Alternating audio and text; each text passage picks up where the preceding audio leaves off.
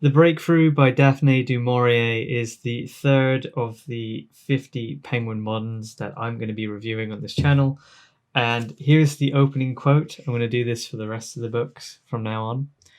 Dispatch the maimed, the old, the weak, destroy the very world itself. For what is the point of life if the promise of fulfillment lies elsewhere? The Breakthrough is a departure from Daphne Du Maurier's normal writing style. This is sci-fi horror, it's a short story, and it's about a military scientist who's gone a bit rogue. By that I mean he's meant to be making military weapons, but instead he's trying to discover a way to becoming immortal. This is about the scientist wanting to be immortal, which is a bit of a trope, but I guess it was probably quite original back in these days. This feels very much like The October Country by Ray Bradbury in that it's like a little bit sci-fi, but it's more grotesque horror.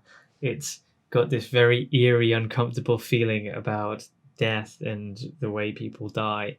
So it's a little morbid, basically. I didn't really like either, but if that's your cup of tea, then this might be great for you. Personally, I think this is a broken story. I think it's a bit overrated, and here's why. That opening quote, dispatch the maimed because the promise of fulfillment lies elsewhere, is referring to the scientist's own view on immortality. If we are immortal, what is the point of life?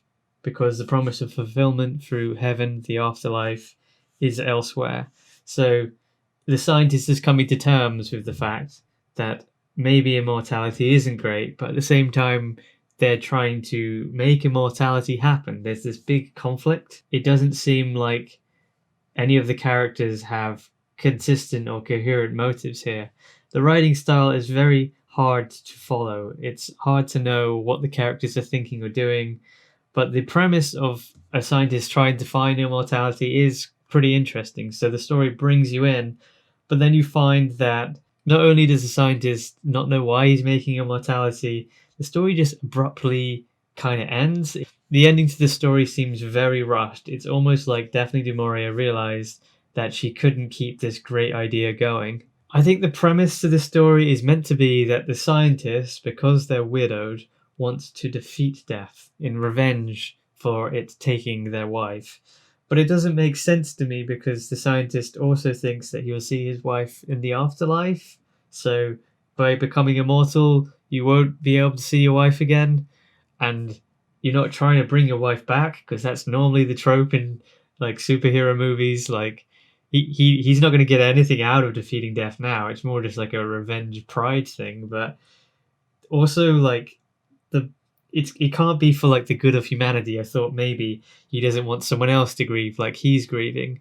But the way that these experiments are done, and I'm not going to talk about them because that'd be too much of a spoiler, it's just not that it doesn't fit that idea. It's not, he would not have used the means that he did if it was done for the good of humanity. So there's a bit of like evil scientist vibe here.